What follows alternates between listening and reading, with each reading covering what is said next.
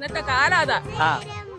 ഞാനും പേടിച്ചു പോയി. അമ്മ ഇങ്ങനെ ഇത്രയും ആൾക്കാരൊക്കെ വയലന്റ് ആയിരുന്നു. കുഴപ്പമില്ല, വാ നമുക്ക് മേടിച്ചു തരാൻ പറ്റിയ സാധനം മേടിച്ചു തരണം. വാ വാ.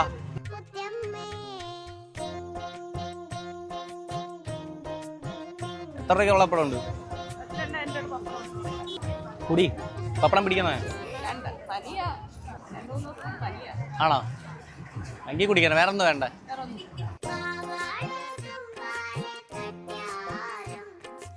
അമ്മ എന്നെ സഹായിച്ചത് ഞാൻ എന്തായാലും ചെറിയൊരു തരണ്ടേ, സമ്മാനം തരണ്ടേ? ഇത് സ്വന്തമായിട്ടാണോ എടുക്കുന്നതാണോ?